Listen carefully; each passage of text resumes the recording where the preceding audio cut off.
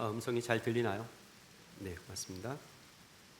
오늘 스가랴 두 번째 시간입니다. 스가랴라는 본문 자체가 지난주 우리 살펴보았듯이 그렇게 익숙하거나 흥미로운 그러한 본문이 아니죠. 그래서 오늘도 재미없는 설교 그런 거 하나를 더 얹어 볼 건데, 재미없는 설교를 하려니까 그냥 하면 이제 다 주무실 거잖아요. 그래서 오늘도 영화 한 대목을 보도록 하겠습니다. 매주는 아니더라도 가급적 이 본문에 좀 어울릴 수 있는 영화 한 대목 장면들을 좀 살펴보면 어떨까 싶습니다. 2005년에 개봉한 영화죠. 달콤한 인생이라는 한국형 느와르, 저는 참 잘 본 영화인데요. 이 달콤한 인생의 엔딩 장면을 좀 볼 겁니다. 이 마지막 영화가 끝나는 장면에 주인공이었던 이병헌 배우가 내레이션을 해요. 그 내레이션 하는 대목을 같이 좀 들어보도록 하겠습니다.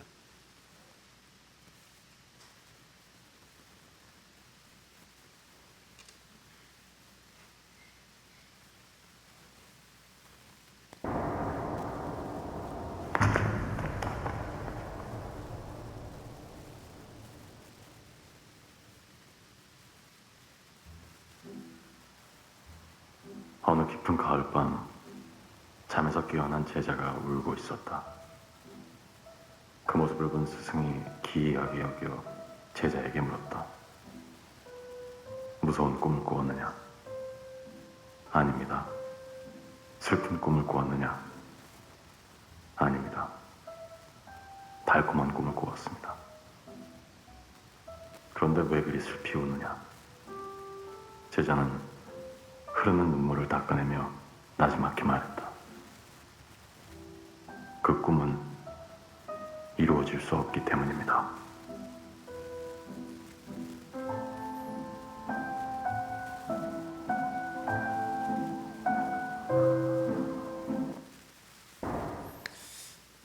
너무 짧게 봤죠? 나머지는 집에 가서 보시기 바랍니다. 자면서 가끔씩 꿈을 꿉니다. 대개의 꿈은 깨어나면서 잊어버릴 때가 참 많은데요, 더러 잊혀지지 않는 꿈이 있습니다. 이를테면 제가 어릴 적에 자전거 타는 꿈을 간혹 꾸었습니다. 이 자전거를 탈 때마다 꼭 전봇대에 부딪혀요. 혹시 여러분들도 그런 꿈 꾸신 적 있습니까? 자전거를 타고 가다 전봇대에 부딪히면 깜짝 놀라서 꿈에서 깼습니다. 지금은 그런 꿈 안 꾸지만 어릴 때 꾼 그 꿈이 평생, 그 기억이 평생을 가는 것 같습니다. 옛날 어른들은 그런 꿈을 키 크는 꿈이라고 했습니다. 더 클 키가 없어서 그래서 아마 지금은 그런 꿈을 안 꾸는가 봅니다. 어릴 때는 동전 줍는 꿈도 더러 꾸었습니다. 여러분들도 그런 꿈, 돈 줍는 꿈 이런 거 꾸어보신 적 있나요? 저만 그런 꿈을 꾸는군요. 목사가 돈 욕심이 많아가지고 어릴 때부터 길을 가다가 꿈속에 길을 가다가 동전이 떨어져 있어요. 그래서 그걸 줍는데 그 하나를 주우면 그 옆에도 또 동전이 있고 또 그 옆에도 또 동전이 있고, 그래서 한없이 동전만 줍다가 꿈을 깬 적이 여러 번입니다. 그런 꿈은 꾸고 나면 아쉽기 짝이 없죠. 이거 왜 깼나 이런 싶은 마음이 있습니다. 그래서 꿈은 꿈인 거죠. 오늘부터는 선지자 스가랴가 꾼 꿈, 환상에 대한 이야기를 본격적으로 나누어 보려고 합니다. 스가랴 본문이 모두 14장인데요. 이 14장 본문 중에 1장부터 6장까지 8개의 환상이 다 들어있습니다. 그런데 이 8개의 환상이 스가랴가 다 하룻밤에 본 환상이에요. 하루 저녁에 이 8개의 환상을 다 봤단 말입니다. 오늘 살펴본 본문은 그 8개의 환상 중에 첫 번째와 두 번째 환상에 대한 이야기죠. 첫 번째 환상은 붉은 말을 탄 자에 대한 환상이고, 두 번째는 닛불과 대장장이 닛에 대한 그런 환상 이야기입니다. 자, 한번 생각을 좀 해보십시다. 8개, 하룻밤에 8개의 환상을 보면 어떨 것 같습니까? 자려고 누웠는데 깊은 밤에 환상이 한두 개도 아니고 8개를 한꺼번에 다 봤어요. 그럼 어떨 것 같습니까? 저는 정신이 좀 없을 것 같습니다. 흔히 일어나던 일들도 꿈에서 보면 이게 뭔가 싶을 때가 있죠. 그런 게 꿈입니다. 꿈에서 보면 이게 갸우뚱해지는 거죠. 의당. 그런데 경험해 보지 못했던 이상한 장면, 그런 이상한 장면이 환상을 통해서 쉴 새 없이 이어지면 그건 보통 혼동스러운 게 아닐 것 같습니다. 이게 뭔 환상인지도 모르겠고 그 환상의 뜻이 뭔지 궁금해서 어쩌면 죽을지도 모릅니다. 근데 사실 꿈이 궁금하다는 것은 그 꿈 자체가 궁금한 것이기도 하지만 그보다는 그 꿈이 이루어질 현실에 대한 궁금함일 겁니다. 이를테면 애굽의 바로가 꿈을 꿨습니다. 바로가 꿈속에서 나일강가에 서 있었단 말입니다. 근데 저 나일강가에서 살찐 암소 7마리가 올라왔어요. 그리고 곧 다시 아주 흉측하고 비쩍 마른 암소 7마리가 올라왔습니다. 그런데 비쩍 마른 암소가 살찐 암소 7마리를 다 잡아먹어 버렸습니다. 이게 꿈입니다. 이런 꿈을 꾸고 나면 꿈자리가 사납죠. 이게 흉한 꿈이라는 걸 대번에 알아챌 수 있기 때문입니다. 그래서 이런 꿈 꾸고 나면 불길합니다. 뭔 일이 일어날지 알 수가 없어서 불안한 거죠. 사실은 꿈이 사나운 게 아니라 그 꿈이 이루어질 현실이 사나울까 봐 겁이 나는 겁니다. 그러니까 꿈을 모르겠다는 게 아니라 사실은 현실을 잘 모르겠다 하는 게 맞습니다. 꿈은 알겠는데 그렇잖아요. 7마리 살찐 암소 올라온 꿈의 내용을 모르는 건 아닙니다. 7마리 파리한 암소가 올라오는 꿈, 그 내용을 모르는 건 아니란 말입니다. 그 삐쩍 마른 암소가 살찐 암소를 잡아먹는 그 내용 자체를 모르는 건 아니죠. 그런데 그 꿈이 이루어질 현실이 도대체 무엇인지 그걸 몰라서 두려운 겁니다. 그래서 꿈을 묻는다는 건 실은 현실을 묻는 겁니다. 꿈이 궁금하다는 건 그 꿈이 이루어질 현실이 어떨 것인지에 대한 궁금함이라는 뜻입니다. 그래서 사람들은 꿈을 꾸고 나면 이 꿈이 무슨 꿈인지를 묻는 겁니다. 선지자 스가랴가 꿈, 환상을 봤습니다.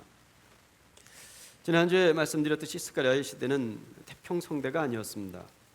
쨍하고 해 뜰 날 노래를 부르면서 돌아왔지만 포로에서 돌아온 땅은 개똥밭 같았다니까요. 어제의 어둠이 오늘 고스란히 남아 있었습니다. 오늘 남아있는 이 땅의 어둠은 내일의 하늘도 어둡게 합니다. 내일의 하늘이 보이지 않는 오늘의 땅에선 차라리 오늘만 살다가 끝나면 좋을 것 같은 마음까지 든단 말입니다. 그래서 캄캄한 밤을 지낸다는 것은 다 죽어가는 어둠을 보낸다는 뜻이 됩니다. 스가랴가 그 다 죽어가는 어두운 밤에 환상을 봅니다. 하나님께서 그 캄캄한 밤에 스가랴에게 환상을 보여주신단 말입니다. 그 캄캄한 시대에 하나님께서 택하신 말씀의 방식, 그게 환상입니다. 우리가 이번 달 매일 성경을 통해서 묵상하신 분들은 요한계시록도 묵상했고 요한계시록 끝나고 우리가 이제 스가랴를 묵상하는 거 아닙니까? 그게 다 캄캄한 시대에 하나님께서 말씀하시는 방식에 대한 이야기입니다. 어떤 방식으로 말씀하시는가? 그 어두운 세월에는 하나님께서 환상으로 말씀하시더라는 겁니다. 어둠 가득한 현실 속의 환상은 어떤 내용일까? 그걸 좀 살펴보려는 겁니다. 스가랴가 본 첫 번째 환상은 붉은 말을 타고 화석류 나무 사이에 서 있는 어떤 인물에 관한 것입니다. 8절 말씀을 보겠습니다. 8절 다 같이 읽어볼까요? 시작. 내가 밤에 보니 한 사람이 붉은 말을 타고 골짜기 속 화석류 나무 사이에 섰고 그 뒤에는 붉은 말과 자줏빛 말과 백마가 있더라는 겁니다. 선지자가 아주 캄캄한 밤에 붉은 말을 타고 있는 한 사람을 봅니다. 어떤 사람이 붉은 말을 타고 저기 낮은 저 깊은 골짜기 화석류 나무 사이에 서 있답니다. 화석류 나무라는 게 우리에게 굉장히 낯설죠. 새로 나온 최근에 가장 따끈따끈한 번역 제가 가끔씩 인용하는데 새한글 성경이라는 아주 좋은 번역이 나왔습니다. 그 새한글 성경에는 이 화석류 나무를 은매화 나무 이렇게 적어 두었습니다. 어쨌든 그 화석류 나무 사이에 붉은 말을 타고 서 있는 어떤 한 사람을 선지자가 본 겁니다. 그 뒤로는 붉은색, 자주색, 그리고 흰색 말과 아마도 그 말을 탄 사람들이 있었겠죠. 그걸 다 봤습니다. 이게 뭔 뜻일까요? 여러분이 그 환상을 봤다면 대번 그게 뭔 뜻인지 알아차렸겠습니까? 스가랴가 뭘 본 것일까요?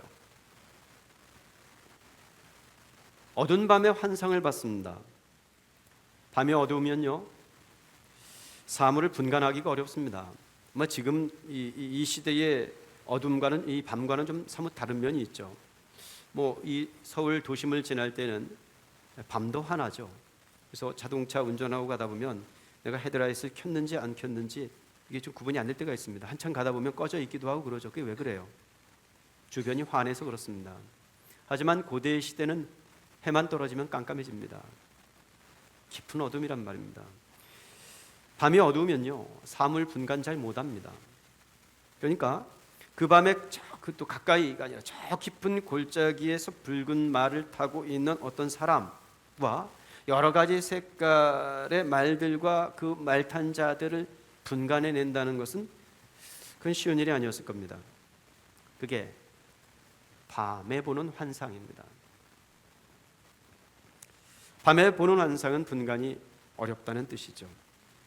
그래서 환상을 본 선지자가 묻습니다. 주님, 이게 뭡니까? 이게 뭡니까? 하고 묻습니다. 그러면 선지자 예언자는 환상만 보이면 대번 알아볼 것 같지 않습니까? 그래야 선지자고 그래야 예언자일 것 같지 않습니까? 그런데 선지자에게 하나님께서 환상을 보여주셨는데 이게 뭔지를 도통 알아먹지 못합니다. 알아먹지 못하면 물어야죠. 그죠? 그래서 이게 뭡니까? 하고 묻는 겁니다. 이게 뭡니까? 하고 물었더니 대답을 해주십니다. 이게 뭔지, 이 환상이 뭔 뜻인지 내가 다 보여주겠다. 이렇게 대답을 하시죠. 뭘 보여주고 뭘 알려주시는 건지 귀를 좀 기울여 보십시다. 1장 10절 말씀입니다. 역시 같이 한번 읽어보겠습니다. 시작. 화석류 나무 사이에 선 자가 대답하여 이르되 이는 여호와께서 땅에 두루 다니라고 보내신 자들이니라. 저 화석류 나무 사이에 붉은 말을 탄 자, 그 사람과 또 여러 다른 붉은 말, 잦은 말, 흰색 말을 보았는데 그게 뭔가 하고 물었더니 온 땅을 두루 다니라고 하나님께서 보낸 자들이라는 거예요. 뭐하러 보내셨을까요? 그 대답을 좀 들어보겠습니다. 11절입니다. 그들이 화석류 나무 사이에 선 여호와의 천사에게 말하되 우리가 땅에 두루 다녀보니 온 땅이 평안하고 조용하더이다. 생전 잘 읽어보지도 않았을 스가랴 본문을 주일 오전 시간에 이렇게 들여다보려니까 좀 곤혹스럽죠.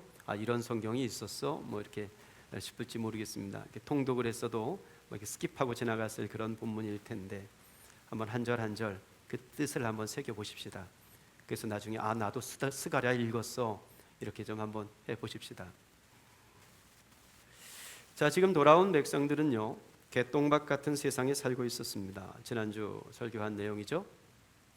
그런데 천사와 이 여러 색깔의 말들이 돌아온 이 땅 곳곳을 다 돌아다니면서 살펴보고 와서 하는 말이 뭡니까? 그 온 땅에 평안이 가득하더라는 겁니다. 우리가 살고 있는 지금 여기 이 돌아온 땅은 피폐한데 여기는 개똥밭 같은데 그렇잖아요. 꿈을 안고 왔는데 돌아와 보니까 여기서 속 시끄러운 일이 한두 가지가 아니었습니다. 눈만 뜨면 싸움이었습니다. 여기는 이렇게 피폐한데 우리가 발 디디고 사는 이 땅은 이렇게 개똥밭 같은데 그런데 사방 모든 나라들에는 평안이 깃들어 있는 모습을 보여주는 겁니다. 사방이 우겨쌈을 당한 것 같은 날이 있죠. 그런 갑갑한 현실을 살면 봐도 못 보고 들어도 못 들을 때가 있습니다. 일종의 터널 비전 같은 겁니다. 터널 속에 들어가면 시야도 터널 속에 갇히죠. 그래서 다른 건 안 보이고 오로지 눈앞에 있는 것만 보입니다. 그게 심리학에서 터널 비전이라고 말합니다. 터널 들어가 보셨잖아요. 터널 들어가면 다른 거 안 보이죠? 그 앞에만 이렇게 보입니다. 그렇게 눈에 보이는 현실이 그게 전부이고 그게 다일 것 같은 하루를 살 때가 있습니다. 도무지 빠져나갈 구멍이 없어 보여서 이러다가 여기서 죽을 것 같은 하루죠. 그런 하루를 종일 살다가 밤을 맞으면 그렇게 맞은 밤은 더 캄캄한 어둠이 되고 더 깊은 절망이 됩니다. 그래서 내일이 보이지 않는 그 아득한 밤에 잠자리를 펴면 그 네모진 방 안으로 질문이 가득 쏟아진단 말입니다. 도대체 하나님은 뭐하고 계신 걸까? 하나님이 나를 사랑하시기는 하는 걸까? 나를 돌보고 하기는 한 걸까? 아니, 대체 하나님이 살아계시기는 한 걸까?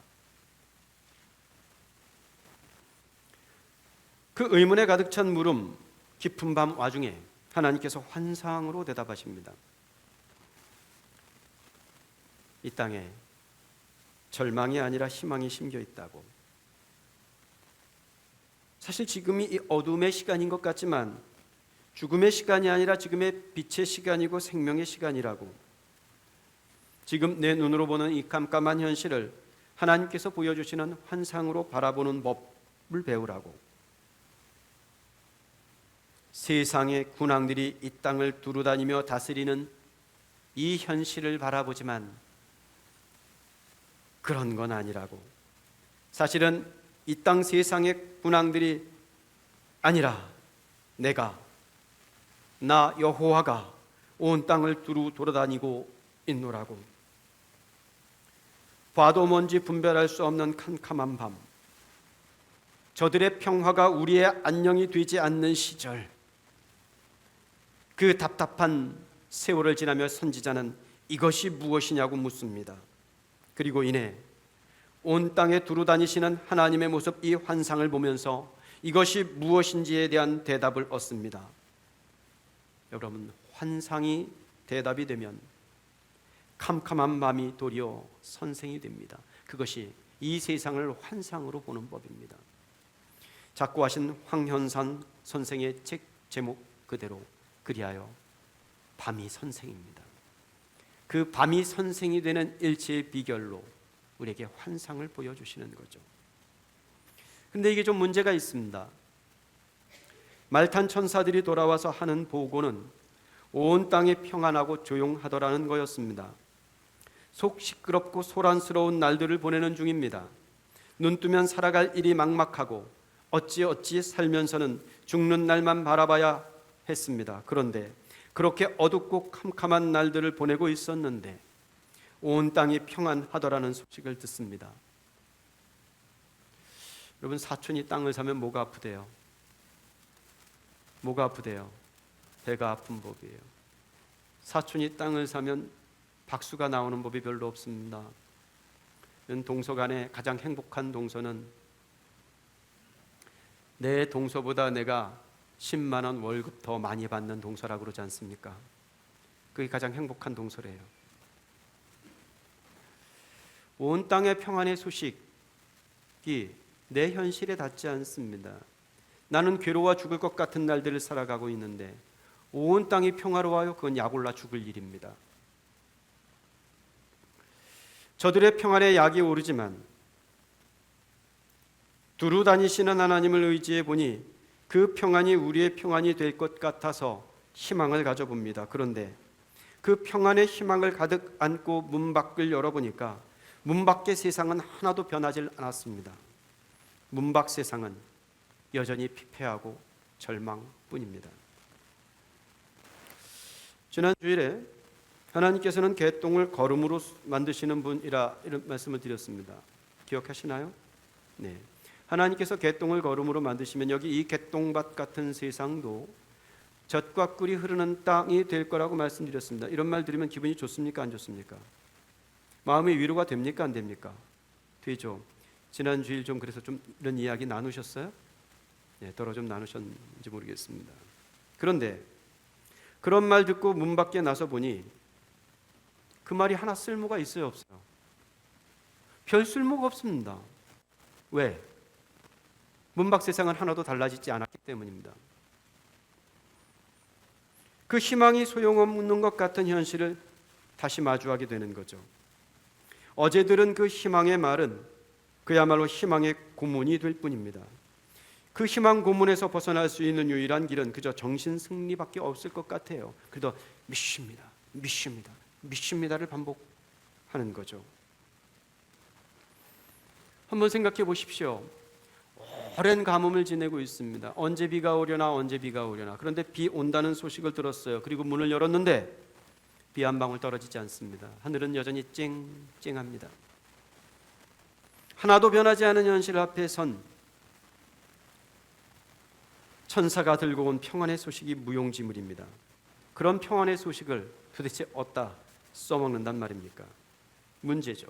이게 난처한 상황입니다. 우리의 믿음의 난처함은 다 이러한 상황에 직면을 합니다.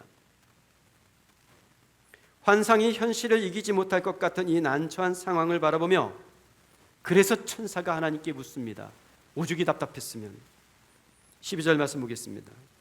여호와의 천사가 대답하여 이르되 만군의 여호와여, 여호와께서 언제까지 예루살렘과 유다 성읍들을 불쌍히 여기지 아니하시려 하나이까?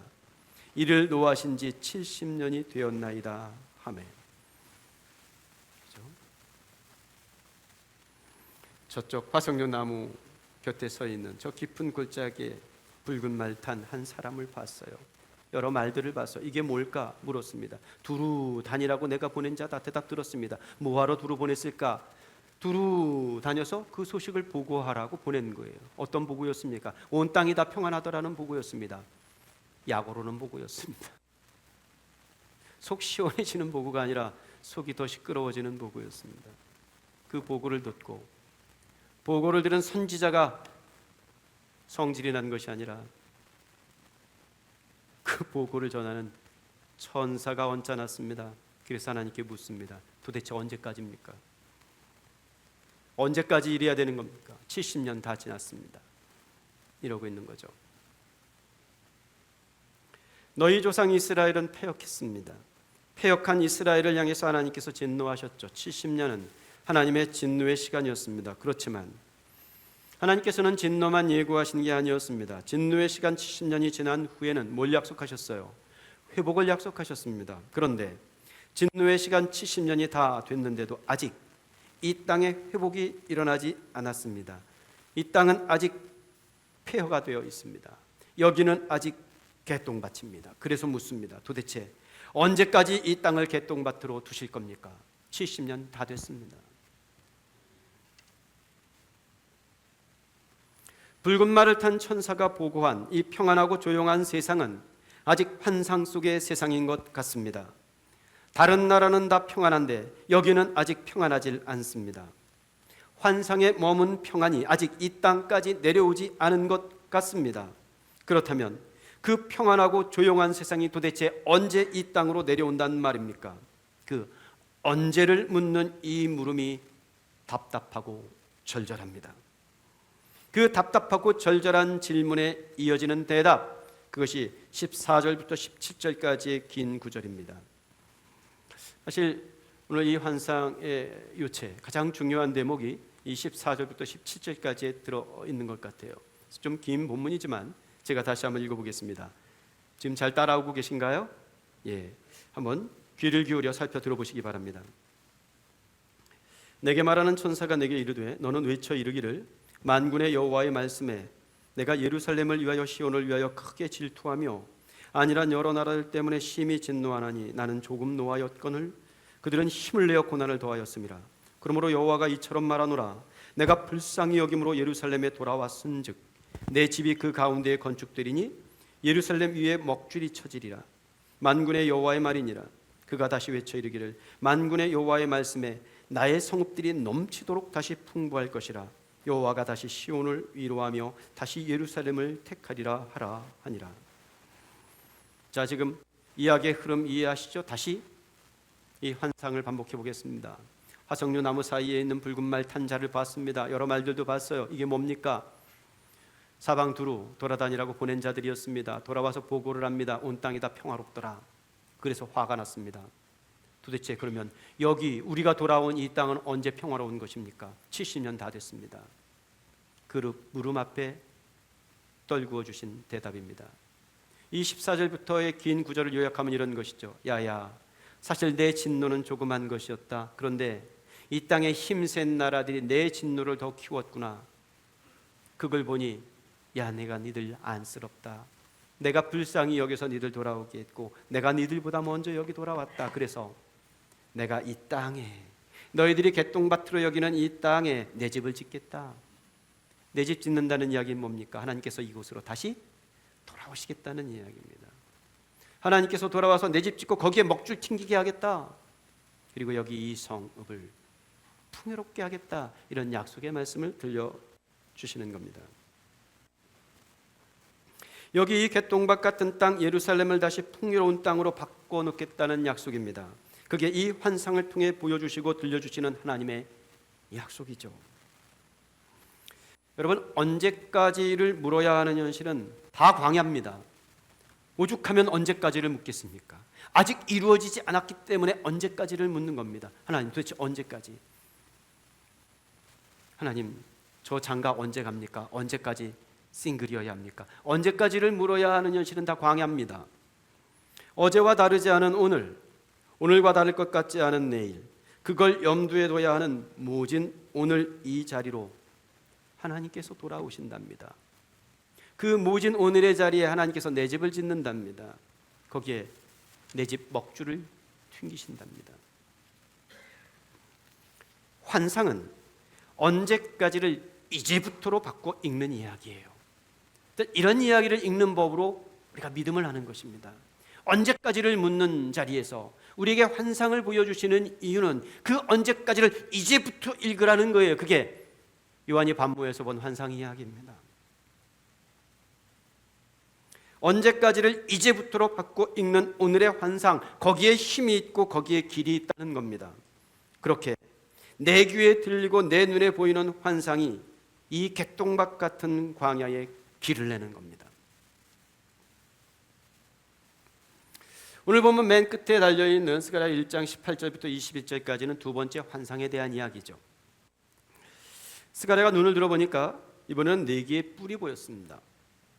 눈에는 보였는데 그게 어떤 내용과 의미를 가지고 있는 것인지는 알 수가 없었습니다. 그래서 선지자가 다시 묻습니다. 이건 또 뭡니까? 친절한 대답이 선지자의 귓전을 때립니다. 이들은 유다와 이스라엘과 예루살렘에 흩뜨린 뿔이니라. 고대 시대에 구약 성경에서 뿔은 힘과 권세를 상징합니다. 뿔이 4개라는 것은 물론 이 4개의 뿔이 이스라엘을 멸망시킨 이후의 제국들, 바벨론, 페르시아, 아수르, 이런 로마 이런 제국들을 뜻하는 것일 수도 있겠습니다만, 앞선 이 환상과의 연계점을 찾는다면 4개는 사방의 여러 힘센 나라들을 뜻할 것입니다. 그 뿔이, 사방의 힘센 뿔들이 예루살렘을 흩뜨린 뿔이었습니다. 그 뿔이 이스라엘을 망하게 했고 포로로 잡아가게 했었고 지금도 힘들게 하고 있습니다.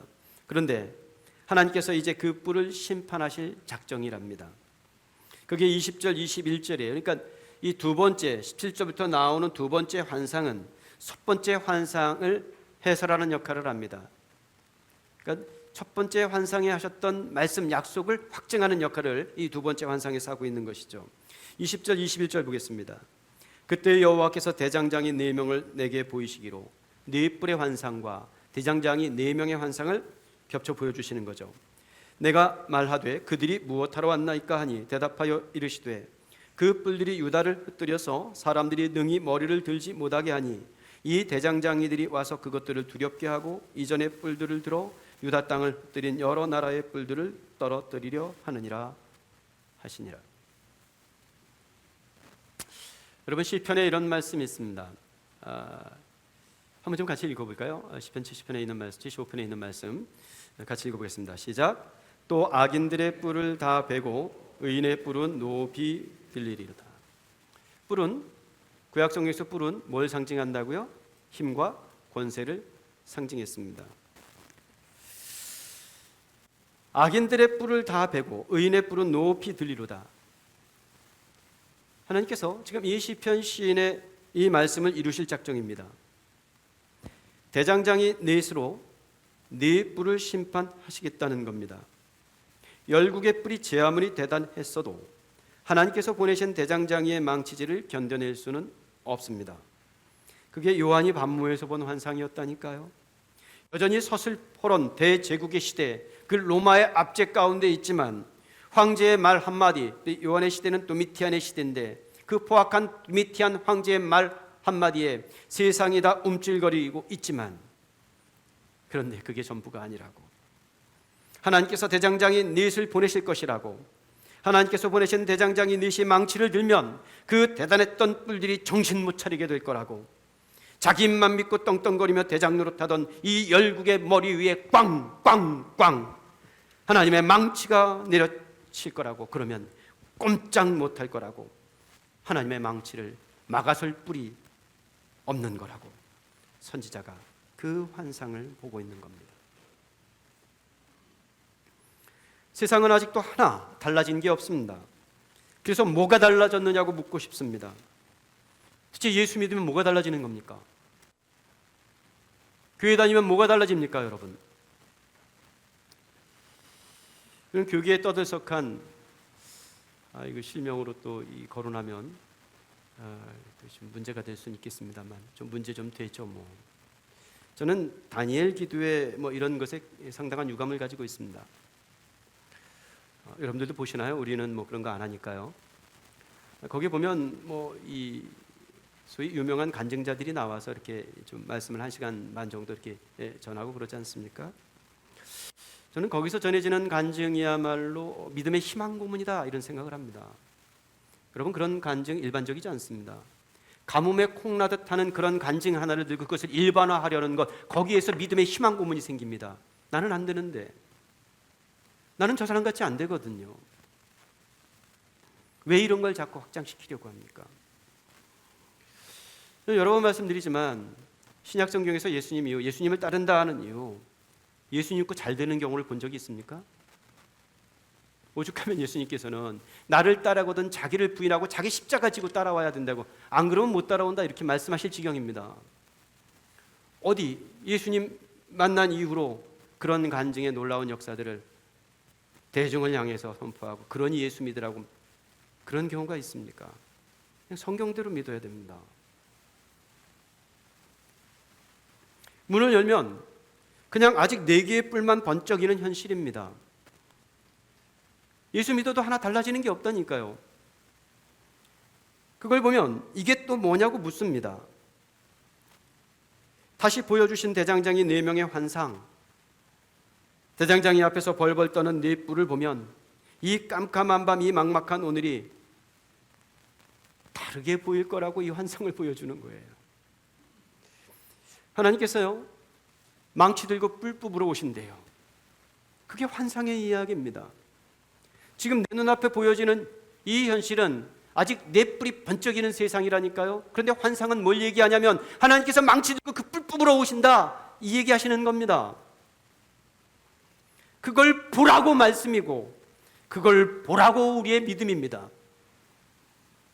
그리하여 선지자 스가랴를 통해서 우리에게도 똑같은 환상을 들려주시고 보여주시는 거예요. 보는 걸 다 이해할 수 없는, 보이는 게 다 의문 덩어리인 현실이 있습니다. 예수 믿으면서 우리가 갖는 의문들이 다 그것이에요. 예수 믿는데 고달프잖아요. 특별히 우리 서북교회 지체들은 전부 다. 그래요, 안 그래요? 다 그렇죠? 여기 우리 반석이가 제일 고개를 심하게 끄덕이는데 이놈이 제일 고달픈가 봐요. 뭐 예수 믿는다고 쨍하고 해 뜰 날 뭐가 생겨납니까? 그래서 묻지 않고는 배길 수가 없죠. 그래서 왜를 묻고 무엇입니까를 묻고 언제를 묻고 그럽니다. 의문 덩어리 같은 우리의 현실 속 하나님께서는 환상으로 대답하신다니까요. 그 물음 끝에 보여주시고 말씀해 주시는 하나님의 친절, 그걸 오늘 우리가 좀 만나고자 하는 겁니다. 그게 오늘 보면 1장 13절 말씀이에요. 1장 13절 같이 읽겠습니다. 시작. 여호와께서 내게 말하는 천사에게 선한 말씀, 위로하는 말씀으로 대답하시더라. 믿음이란 뭘까요, 여러분? 선한 말씀, 위로하는 말씀으로 대답하시는 그분 곁에 서서 이 환상이 오늘을 다시 새롭게 하시는 신비 속에 참여하는 것, 그것이 믿음이 아니겠습니까? 주보 이목사의 창에 제가 한의원 다녀온 이야기를 적어두었습니다. 지난 금요일 금요 기도 모임 때 설교한 내용들을 좀 손 봐서 다듬어서 적어둔 글인데, 글의 요지는 뭐 간단합니다. 명의가 시키는 대로 하지 않았더니 탈났다는 이야기예요. 시키는 대로 해야 되는데 시키는 대로 하지 않으니까 탈나더라. 시키는 대로 하는 거, 그게 사실 제일 쉬운 일인데 그게 또 제일 안 되고 제일 어려운 일이더라. 뭐 그런 얘기를 해 두었습니다. 지난 금요일에 그렇게 모든 기도 모임을 마치고 나갔는데, 마치고 나가니까 유진이하고 우리 청년부 나영이가 쪼르르 달려와요. 아주 저는 지금 얘들 만나면서 저를 그렇게 반갑게 맞이하는 건 처음 봤습니다. 아주 희망 섞인 반가운 얼굴로 저를 찾아와서, 목사님, 그 한의원 어디예요? 이렇게 묻더라고요. 말씀의 은혜를 받은 것이 아니라 한의원의 은혜를 받았었습니다. 이 아이들이. 자기들도 가서 체질 검사를 좀 받고 싶다고 그러면서 묻는 말이, 진료비는 또 얼마예요? 이렇게 물었습니다. 5만 원 이하면, 진료비가 5만 원 이하면 자기들도 가서 검사를 좀 받아보겠다는 겁니다. 이 녀석들이 졸지의 목사를 한의원 영업사원으로 만드는 그런, 제가 그 한의원 검사 비용 뭐 침까지 다 맞아서 15,000원이거든요. 아주 저렴한 그 아주 착한 한의원입니다.